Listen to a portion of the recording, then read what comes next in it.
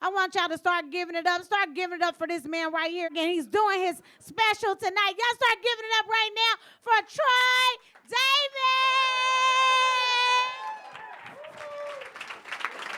All right, thank you, Denise. Keep it going for Denise.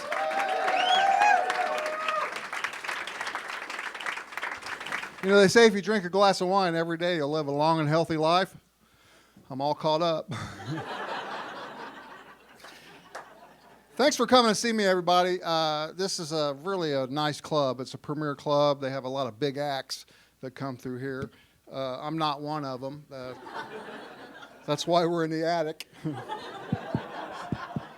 My girlfriend is here, who's actually, I call her my wife because we've been together so long. It's just easier to say that than explain it. But I don't feel any different about it. It's just like, see, that took a long time, didn't it? So she's actually a massage therapist. And see, people are like, woohoo, because they think that's a good thing, you know, and it's not, you know. Because that's what she does all day long, you know. It's the very last thing she wants to do when she comes home, you know. So I'm glad she's not a hooker, you know that. So, yeah, appreciate you guys being here. You saw my daughter earlier. She's very, good for her. And Denise, too. Keep it going for Denise in the back. She's very funny. Yeah, my daughter was an interesting teenager, you know. She was really honest, but she didn't always tell me everything. Yeah, I had a half a gallon of vodka in the garage in the freezer, and it was suddenly frozen. So I call this to her attention, right? We got frozen vodka here. She's like, how'd that happen? So we take vodka out of the freezer, and you let some out, put water in this place, put it back in, it's going to freeze. She said, I didn't know that. I said, I can see that. Anybody here teach your daughter to drive? Anybody? Yeah. Yeah, that's a little that's a little scary, isn't it? Well, Coley doesn't like this story, but she was a little uncoordinated, okay? And I wasn't going to get her a car right away because I knew she was going to wreck, right? Like, first thing, you know? So I made her wait till she was 18, and she was pissed, you know? But she comes up to me and she goes, well, Dad, why don't you just get me a practice car? That'd be all right with you guys, right? Turn my daughter loose in a practice car.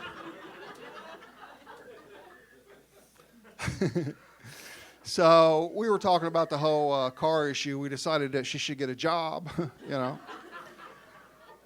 Well, I decided. So she went down to the local pizza place to apply for a job. I told her to get there at 10 o'clock when they open, right? Make a good impression, right? Get there bright and early. Let them know you're serious.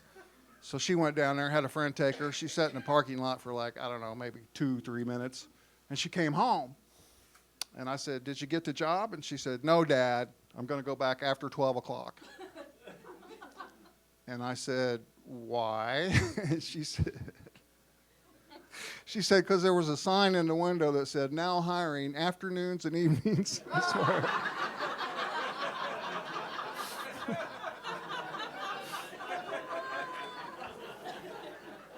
Now you know I didn't want her driving. I'll tell you guys a little bit more about myself. I lived with a gay man for several years. And, yeah, thank you. And I love him, too, with all my heart. It's my oldest son. It wasn't my first choice for him, I'll be honest with you, but I'm totally fine with it. I'm totally accepting, you know. A lot of parents have an issue with it. I never did at all. You know, if anything, I felt like I supported him accidentally, you know, because his whole life always says stuff like, hey, you know, you don't like something unless you try it.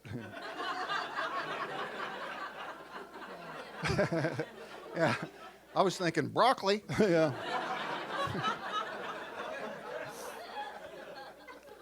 A lot of parents are like, get out of the house, you know. That's ridiculous. Hell, he cleans the house, you know.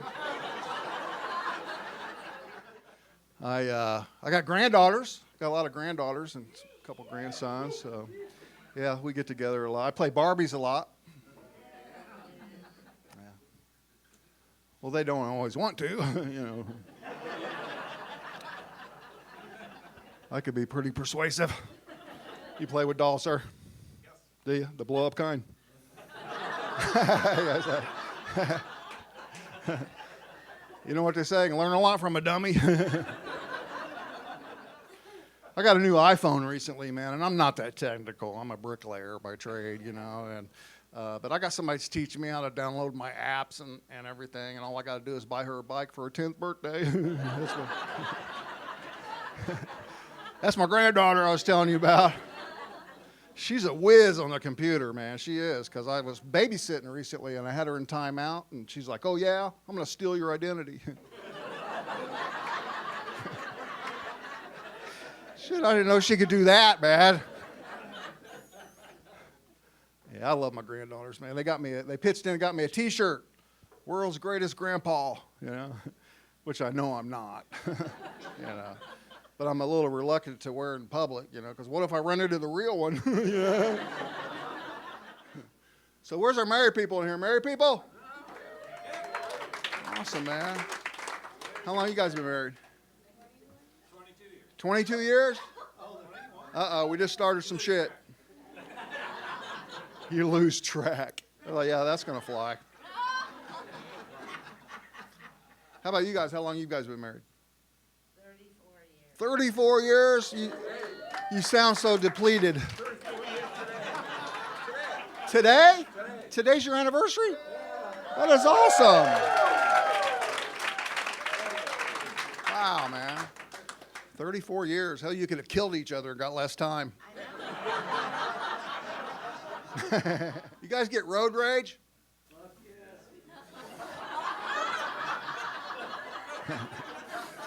That wasn't yeah, that fuck yeah. I think you were in front of me the other day. Well, they're doing a lot of road construction in Indianapolis, if you haven't noticed. And the part that gets me is the lane closures, you know. You got all these lane closures, and, you know, finally you get down to a single file line, you know, and everybody's kind of waiting patiently. And then you get that one guy, you know, that thinks he's better than everybody else, right? Wants to cut in, you know. Don't you hate that? You know what I hate worse than that? When I'm that guy and nobody lets me in. Remember when your mom said, don't put money in your mouth because you don't know where it's been? Remember that? Remember the first time you went to a strip club and saw where the money's been? Holy shit. Yeah, you remember that, don't you, sir? Like it was yesterday. You ever go now? Now? It's okay with you? If you go, oh, that's cool. See, she's a smart lady. She knows you're not doing anything there, you're doing it at home. Right? Right? You go to a strip club, you know, and you look and don't touch. At home, you touch and don't look. You know, it's kind of like... So you guys go to porn stores? I have no segues, Kevin.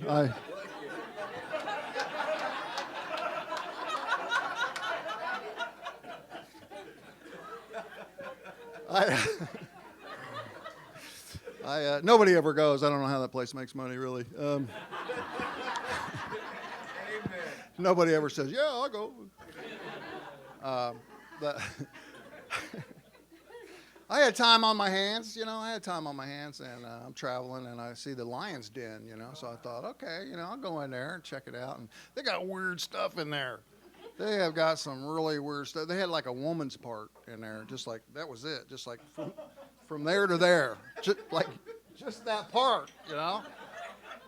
That certainly takes the argument out of the equation, doesn't it?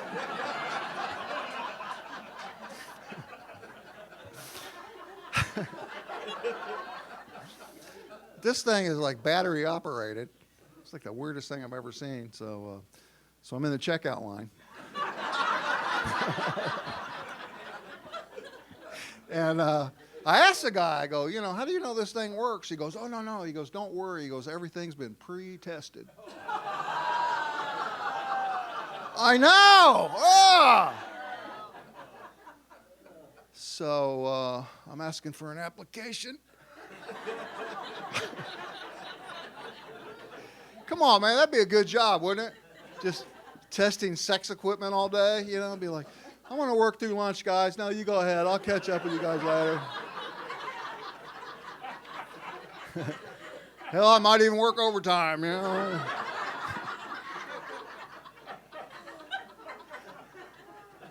But as it turns out, they weren't hiring. Yeah. Yeah, I guess nobody's ever quit.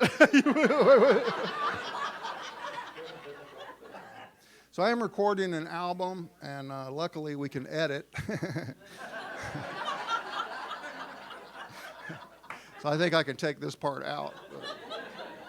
But I made a few notes because I've got some new stuff, and I'm just kind of trying to work it in, and I feel like I need those notes because, you know, I'm an old hippie, you know, from the 70s, and I did a lot of drugs, you know, back in the parking lot. I started smoking pot during the Vietnam War, you guys. I was 13.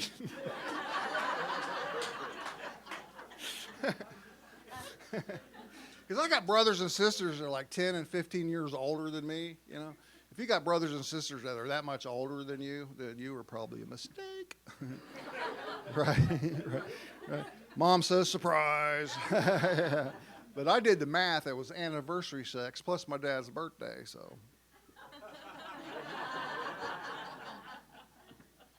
Here I am. So 1973, my brother's friends are home from Vietnam. I'm 13. They're trying to get me to smoke weed, you know, and I'm like, no, man, I'm good. You know, I got some warm beer, right? You know, right? Because at 13, you know, you have a little control over the temperature of your beer, right? Mom's watching the fridge, you know, usually, where she should be anyway, at 13. And unless it's winter, right, you can put your beer outside, but this is a summer joke. So,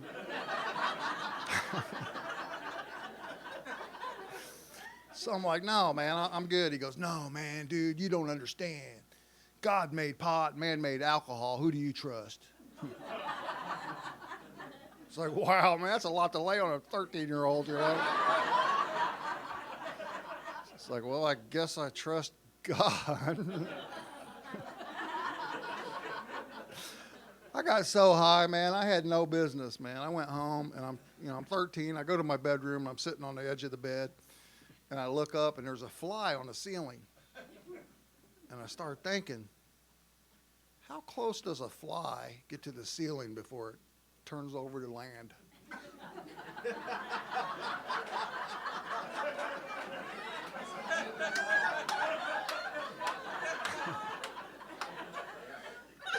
Some of you are wondering that right now, aren't you?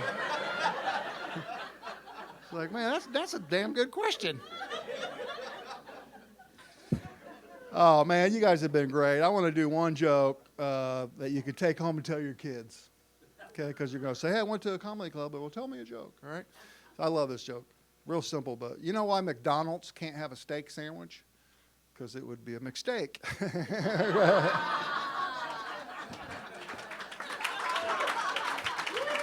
Thank you guys very much. God bless you. I'm Troy Davis. Really appreciate you guys, man. I really do.